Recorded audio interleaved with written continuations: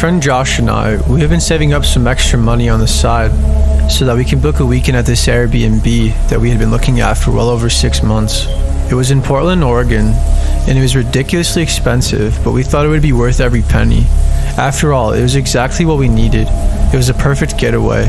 We could finally be away from work, away from all the unnecessary drama, away from everything, just us two best friends, in a cabin in the woods off some back roads with access to a private lake, and a whole lot of privacy, or so we thought.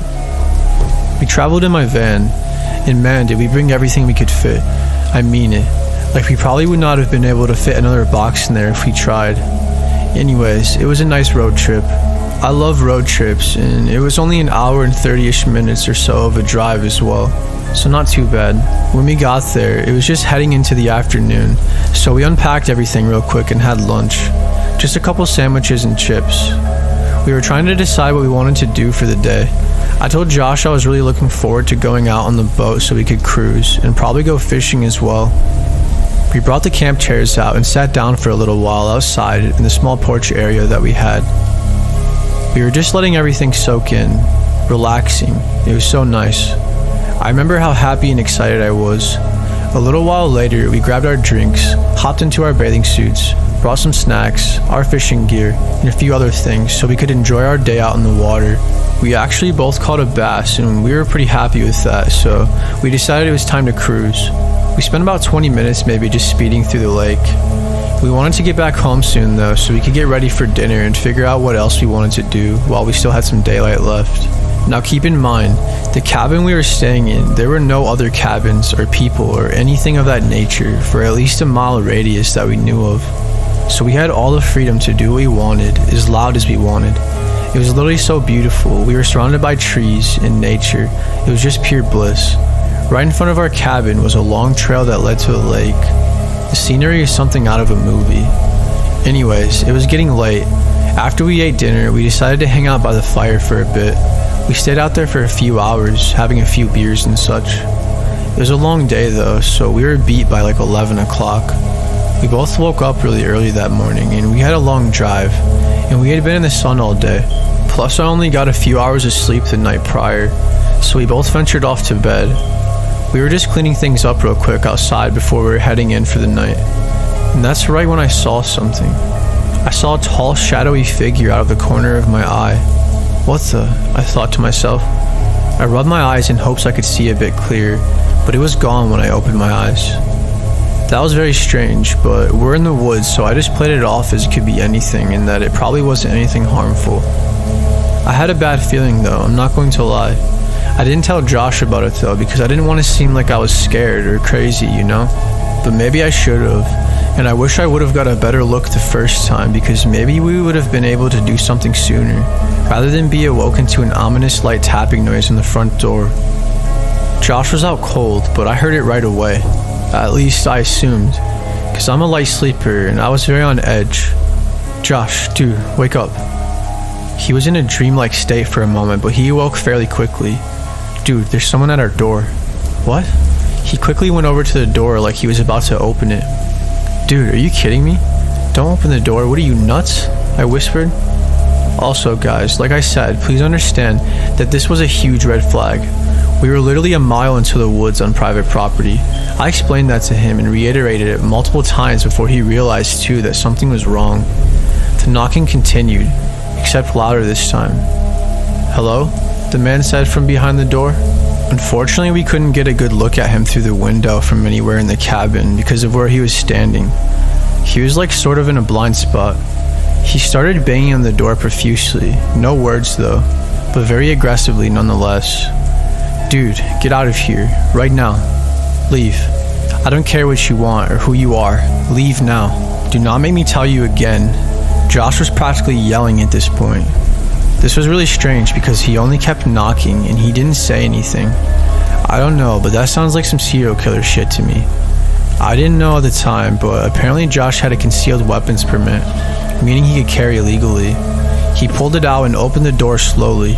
He didn't have his gun drawn at him yet though. We both stepped back a few steps as he opened the door. The man was standing and staring, looking directly at us. He had a black ski mask on and an all camo outfit and gloves on.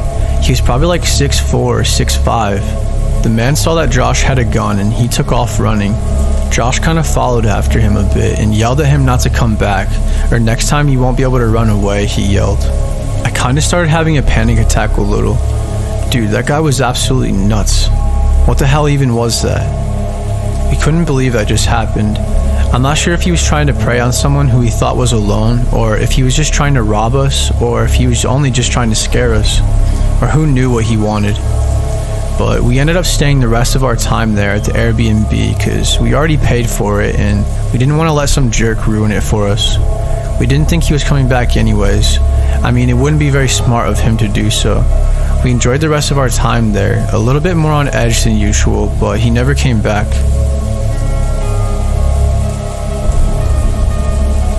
When I was in college, I was on the wrestling team.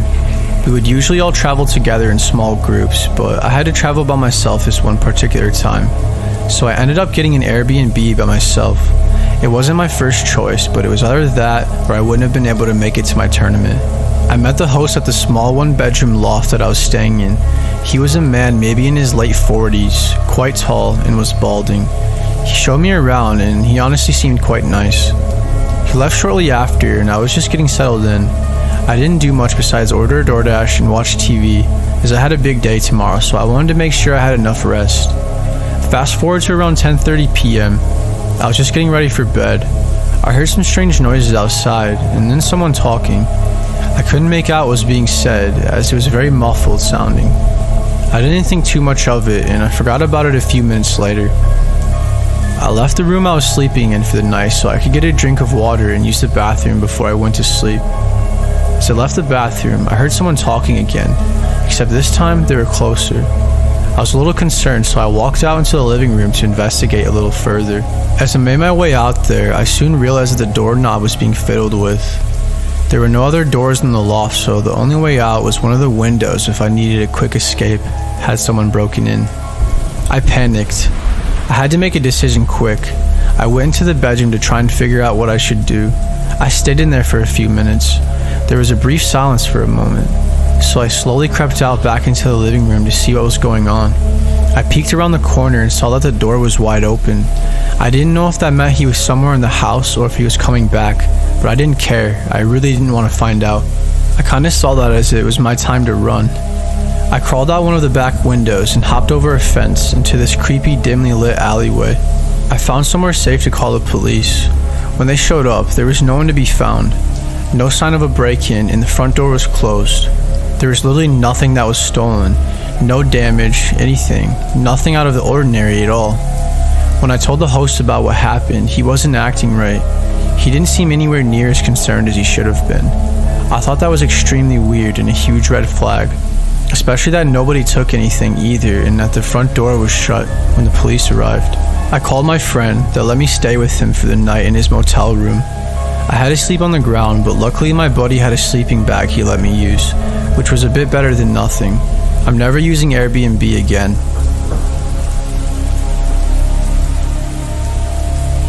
I travel a lot, sometimes with friends and family, but often I travel alone.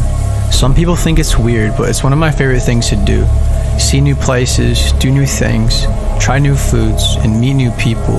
You know, that sort of thing. I was visiting Miami Beach, Florida this particular time. I rented out this Airbnb nearby. It wasn't anything super fancy and it was quite small, but it was decent inside, like I said. It was nothing out of the ordinary though. It definitely wasn't the most upkept or clean like in the pictures either, but it was alright. I'm not super picky and generally a very easygoing and understanding person. It did bother me just a bit, but I forgot about it shortly. I actually ended up doing some cleaning when I got there because I'm kind of OCD and I like things to look nice and neat. Everything was completely normal. I spent the day walking around the beach, visiting local shops and stores. I went to this Italian restaurant and I really enjoyed myself. It was a normal day, nothing out of the ordinary at all whatsoever. Before bed, I like to read usually. It helps me get relaxed and plus I just love reading. It was just like any other night. The only difference was I was in a different area. I heard a strange beeping sound as I was dozing off. It wasn't super loud, but it was loud enough to where it alarmed me, and it slightly triggered my fight or flight mode for a brief moment upon awakening. I couldn't tell where it was coming from. It started beeping more. It was like once every 15 to 20 seconds or so.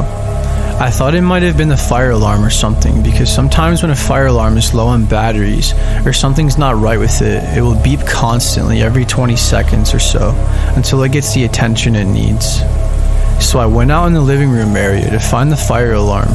I soon found out quickly that that noise most definitely wasn't the fire alarm, because I kept hearing the noise and that's not where it was coming from. I learned that it was most definitely coming from the bedroom. I was very quiet so I could listen to where it was coming from exactly. As I started getting closer, all it took was a few more beeps before I found what I would soon find to be the most uncomforting and disturbing thing that has ever happened to me. There was a teeny tiny camera lens that was poking through the wall at the top left corner of the bedroom. It must have been rigged inside of the wall somehow. I don't know, but I freaked out immediately and left the bedroom, went out into the kitchen, and I started pacing back and forth. I started getting rightfully worried that there were other cameras in the house. I searched everywhere for more. I found 3 more. One in the living room, and I'm not kidding, there were 2 more in the bathroom. One was pointed at the shower inside of it, and one was pointing outside of the shower. I felt so violated. I couldn't stand another second of being there. I called my mom, bawling my eyes out, and then my husband. They told me I needed to leave. I gathered my things and got out of there as quickly as possible. I worried that if whoever put those cameras there saw that I found out about them, that they would try to come here and hurt me or something before I could leave. I stayed at a nearby motel for the rest of the night, and I fell asleep on FaceTime with my husband. The next morning, I went straight home. I called the cops, and when they got there, they said there were no cameras, but there were double fist-sized holes in each of the areas where I explained the cameras were. Whoever was responsible for putting them there showed up before the police could, so they could destroy the evidence. The charges were dropped because I couldn't prove anything. I wish I would have taken pictures, but I was in too much of a panic, so I didn't really think of it until it was too late.